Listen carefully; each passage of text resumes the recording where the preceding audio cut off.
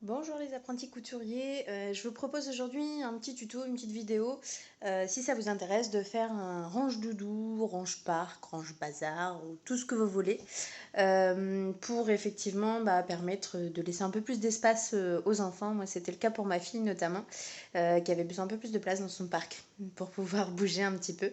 Donc voilà, on va commencer tout simplement déjà par le matériel. Alors, donc pour ce faire, il vous faudra donc 12 coupons, des rectangles du coup de 25 de haut sur 22 de bas. Donc 25 en haut sur 22. Moi j'ai choisi effectivement de faire l'intérieur des poches de chaque couleur en fait identique. Donc c'est pour ça que vous avez à chaque fois 12 coupons. La technique a priori du premier tuto que j'avais vu, sinon c'était vous associez vos 3 premiers coupons.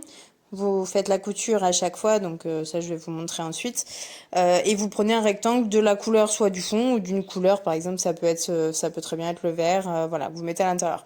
Moi j'aimais moins, je préférais faire le rappel, donc voilà, c'est pour ça que c'est mon choix. Donc mes coupons seront, donc ça convient effectivement de mes 6 poches, ils seront mis comme ça. Donc voilà déjà pour la partie coupon. Après il vous faudra donc du biais. Alors dans l'idéal, le mieux c'est la couleur du fond. Si vous avez, moi là il n'y avait pas, donc j'ai effectivement pris un couleur rouille pour rappeler un peu les renards qu'on pouvait avoir sur les motifs. Après ça c'est vous qui voyez, votre créativité qui parle. Il vous faut du coup donc 2 coupons pour le fond. Donc moi j'ai pris du bleu, donc 52 de haut sur 57 de bas, mais je vous remettrai de toute façon toutes les dimensions juste en dessous. Il vous faut aussi de l'entoilage. Moi j'ai préféré en mettre pour solidifier parce que j'ai des choses, enfin c'était pas forcément que des doudous, il y a des jeux, il y a des choses un peu plus lourdes on va dire, donc j'ai préféré effectivement remettre. Donc pareil, le coupon de la même taille que votre tissu, on va le fixer dès le début. Et puis du coup moi j'ai aussi solidifié les poches, donc 2 rectangles pour les poches, donc pareil je vous remettrai les dimensions parce que là je les ai pas encore. Et après bien sûr donc votre fil dans l'idéal de la couleur du biais, et moi mon indispensable, mes pinces pour associer les tissus, et normalement c'est tout ce que vous aurez besoin. Voilà.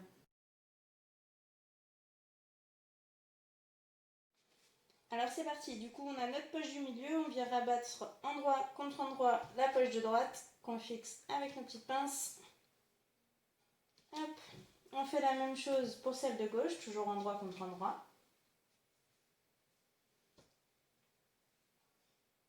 Hop. Donc on a bien effectivement l'association de nos 3 poches. Et on fait la même chose pour les autres. Allez c'est parti. Bon je vous épargne la chose, je vous le mets en accéléré. Staring at herself in the mirror on the restroom door. Voices in her head that mirror what she's heard before. All the things they said to hold her back, they never seem to leave her head and tend to keep her mind at war. All the things they said to hold her back, they keep her locked inside of all the times when she's been hurt before. Et voilà, et maintenant on peut passer à la couture. Et donc ensuite on peut coudre un bon centimètre à peu près du bord. Hop, et c'est parti.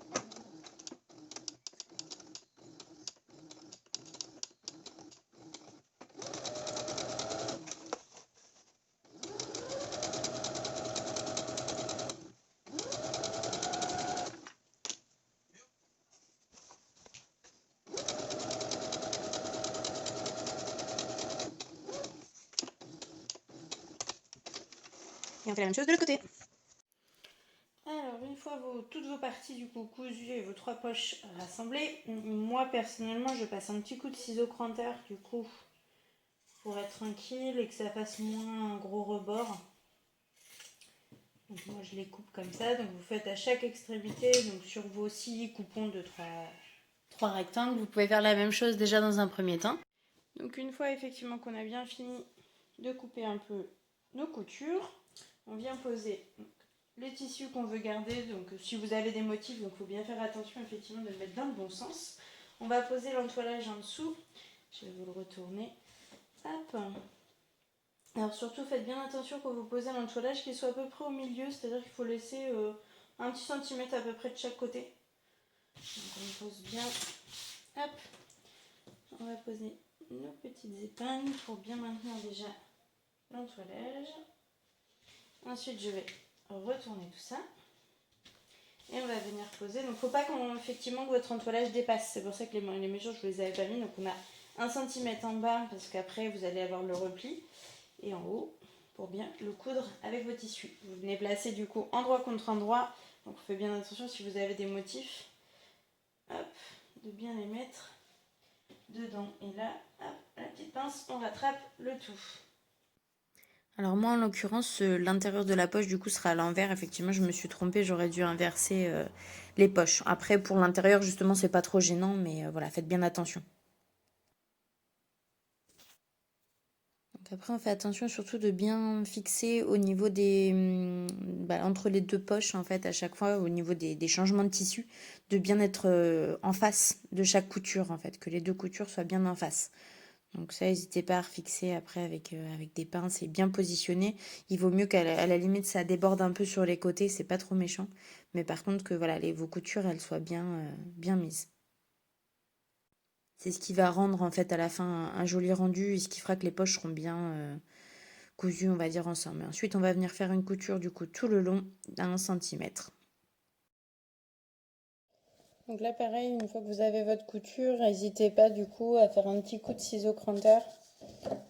Ou après de couper au moins vous. L'idéal c'est quand même le ciseau cranteur parce que ça permet d'avoir moins d'épaisseur en fait quand vous allez replier. Donc une fois qu'on a coupé tout le long, on peut reprendre la première partie du tissu qu'on va retourner, qu'on va venir coller hop, contre l'entoilage. Et là on va faire bien attention, on commence par les extrémités. Moi je mets des petites pinces comme ça on est sûr que le tissu va prendre la bonne forme. Et de faire en sorte que ce soit le plus plat possible et le plus droit au niveau de la couture. Au départ, il ne faut pas hésiter à en mettre pas mal. Toujours bien maintenir aussi la ligne qui est bien au milieu des deux tissus. Je ne sais pas si vous voyez, mais hop, à ce qu'ici on soit le plus droit possible sur les deux différents tissus. Hop. Là, on s'arrange bien pour que ce soit le mieux mis possible. Ça c'est important parce que ce sera un rendu en fait plus joli pour la suite, hein, tout simplement. Hop. Et voilà, on va passer à la suite. Donc ensuite on va mettre l'entoilage sur le fond. Donc pour solidifier vraiment là où ça va maintenir toutes les poches. Donc on le place au mieux et on va faire une couture au ras quasiment, le plus près possible, bien en fixant quand même pour le fixer l'entoilage en fait sur le tissu. Donc le plus près possible pour pas qu'on puisse voir la couture en fait sur la fin.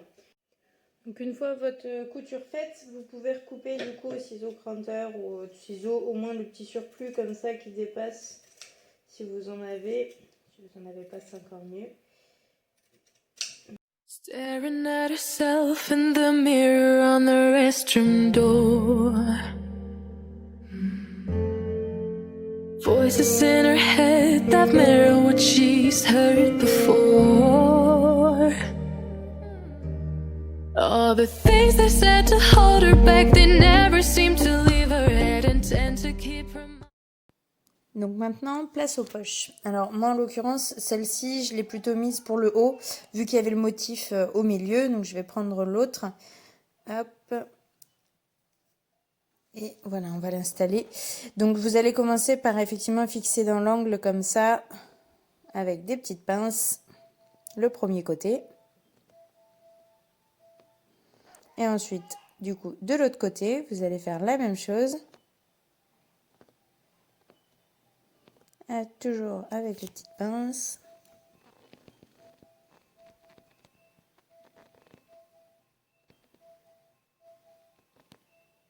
Voilà.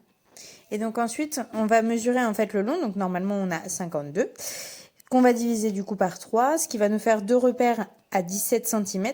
Donc de chaque côté, voilà. On va pouvoir ensuite faire une couture sur le milieu, sur les deux poches. Du coup, sur la poche intérieure de la droite et par la gauche. Donc on se retrouve effectivement avec notre couture ici et l'autre couture juste ici. Et ensuite, on va venir... Je vais l'enlever.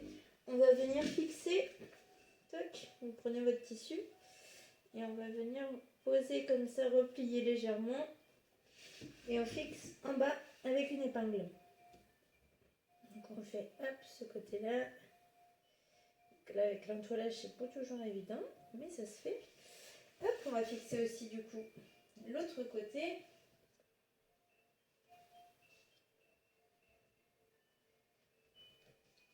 Voilà. Une épingle et ensuite on va fixer l'extérieur des deux autres poches.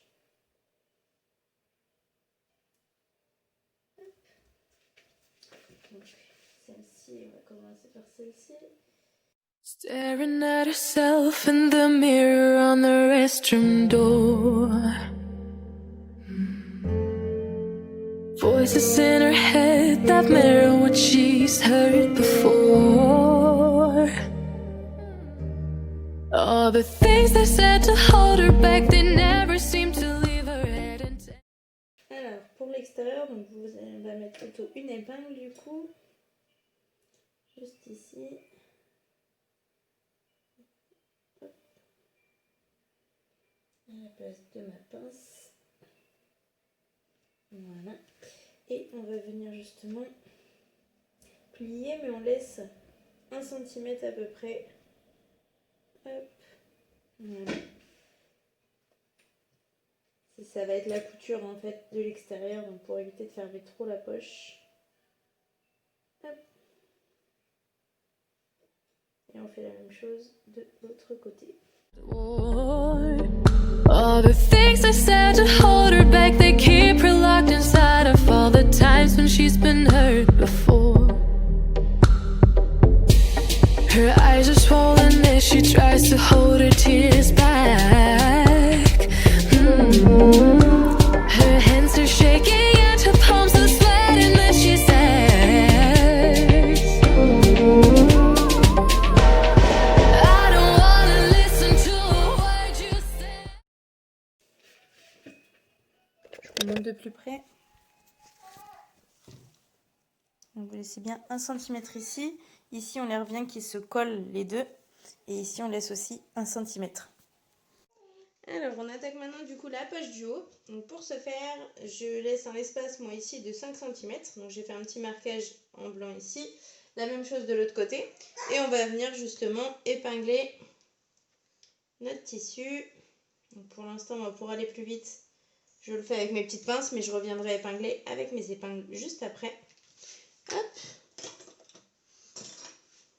Et on fait bien sûr la même chose de l'autre côté, toujours auprès du petit marquage blanc, à 5 cm des poches. Alors après c'est variable, hein. Moi c'était mon choix, mais il y en a qui peuvent effectivement le mettre soit plus haut, soit plus bas. Moi sur le premier que j'ai fait, je trouvais que 5 cm c'était bien, justement ça laissait de quoi mettre en hauteur et voilà, ça laissait un peu d'espace. Et maintenant du coup, on va attaquer avec le biais. Hop. Alors le biais justement, donc il faut qu'il fasse tout le long. Donc moi je prends toujours un petit peu plus, comme ça on est sûr. Donc vous pouvez prendre 53 cm pour être sûr. Alors avant de mettre en place le biais, on va déjà effectivement faire toute une couture là le long de chacune des deux poches au milieu. Et on laisse de quoi poser le biais à peu près, donc selon l'épaisseur de votre biais. Mais à peine 1 cm, on ne coupe pas effectivement cette petite partie-là. Vous voyez, moi j'ai pas cousu le bas, tout le reste est cousu.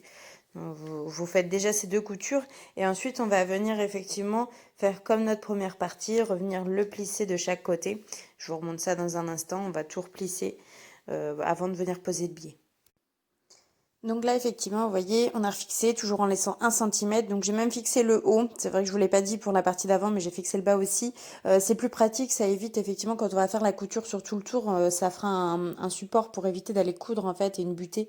Voilà, donc ça maintiendra mieux, donc je vous conseille effectivement de bien fixer, comme ça on voit bien aussi si les poches sont égales. Et donc j'ai fait une couture effectivement tout le long en posant le biais, ce qui vient fixer justement les extrémités des deux poches, et ce qui fait que là on peut effectivement retirer les épingles du bas sans problème, et on viendra effectivement coudre tout le tour ensuite.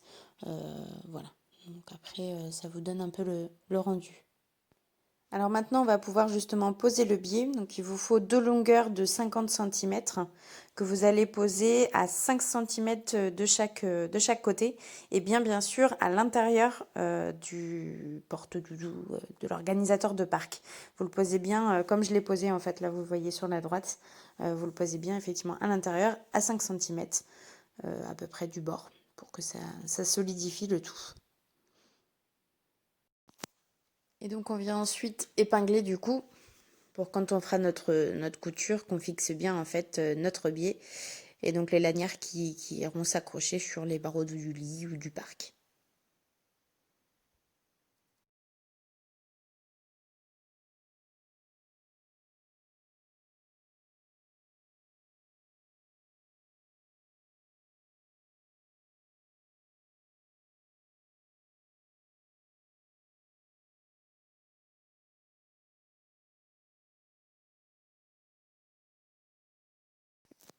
Et donc pour terminer, on va venir effectivement poser notre dernier rectangle bleu, donc le fond, de l'autre côté qu'on va venir poser dessus justement. Donc endroit contre endroit si jamais vous aviez des motifs ou quoi que ce soit. Donc bien l'endroit du tissu. Et on va venir effectivement épingler tout le tour. Alors moi je vais mettre mes pinces. On va venir fixer donc bien tout le tour en faisant bien attention effectivement de ne pas bloquer les poches ou quoi que ce soit dedans. Et on va venir ensuite faire une couture à 1 cm du bord. Staring at herself in the mirror on the restroom door. Voices in her head that mirror what she's heard before. All the things they said to hold her back, they never seem to leave her head and tend to keep her mind at war. All the things they said to hold her back, they keep her locked inside of all the times when she's been hurt before. Her eyes are swollen as she tries to hold her tears back. Her hands are shaking. Et donc on va venir maintenant faire une couture en laissant bien sûr un écart assez significatif pour pouvoir retourner notre tissu ensuite. Et on va faire effectivement tout le tour, bien fermant bien effectivement les deux extrémités. N'hésitez pas à bien les fixer parce que quand on va retourner le tissu, ça va un peu tirer quand même sur ces coutures. Donc voilà, une fois le travail fini, vous voyez là il nous reste un grand trou, on a fait tout le tour, donc j'ai repassé un coup de ciseau cranteur. Et puis là vous pouvez effectivement retourner votre tissu. Alors ensuite, on va venir faire justement une couture à la main pour fermer. C'est mieux. Après, si c'est trop compliqué pour vous, vous pouvez effectivement le faire à la machine et faire un retour faire tout le tour, en fait, tout simplement. Moi, je l'ai pas fait parce que déjà, j'avais pas exactement la bonne couleur au niveau du fil. Donc, j'ai préféré le refaire à la main. Donc, pour la couture à la main, alors c'est pas ma spécialité, mais vous pouvez effectivement donc piquer dans l'arête. Et revenir vers l'extérieur. Alors moi, mon tissu étant très rigide, c'était un peu compliqué. Mais voilà, après, il y a des tutos, notamment sur YouTube. Moi, c'est comme ça que j'ai appris pour les coutures invisibles, qui sont pas mal du tout, qui sauront sûrement mieux vous l'expliquer que moi. Voilà.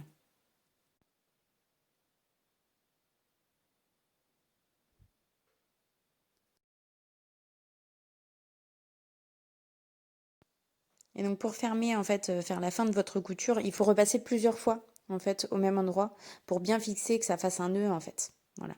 Et ensuite, vous pouvez couper. Et ensuite, voilà le résultat. Donc une fois terminé. Alors moi je l'ai personnalisé donc avec des pochoirs de la Sadel et des crayons en fait des pastels de chez la Sadel aussi qui sont textiles où il suffit de mettre un papier en fait ensuite pour fixer tout ça avec le fer à repasser. Bon moi c'était pas l'idéal parce que ça a bavé, j'étais un peu déçue du résultat. Mon tissu était pas adapté. L'idéal c'est coton etc. Moi c'était un tissu un peu rigide d'ameublement donc c'était pas l'idéal. Une petite vidéo justement pour vous rendiez compte un peu plus de la rigidité du coup que ça peut avoir. Je suis plutôt satisfaite en tout cas du fait que ça tienne bien. Voilà les filles, j'espère que ça vous aura plu. Si vous avez des questions, n'hésitez pas, des suggestions, des envies. N'hésitez surtout pas. Je vais vous mettre du coup juste en dessous Tout ce qui est matériel, je vais vous le remettre, surtout les tailles, les dimensions, tout ce qu'il vous faut pour bien le faire. Et puis j'essaierai de poster sûrement d'autres vidéos, d'autres tutos, donc n'hésitez pas si vous avez besoin ou si vous avez apprécié ou de me dire votre ressenti, ce que je peux améliorer, parce qu'il y a sûrement plein de choses à améliorer, notamment la qualité des vidéos, donc ça c'est en cours, je me suis acheté un petit peu de matériel pour que ce soit mieux. Voilà, bah écoutez, n'hésitez surtout pas et j'espère que ça vous permettra de mettre de l'ordre dans le lit ou dans le parc de vos petits bouts de chou. Voilà, je vous fais des gros bisous, merci.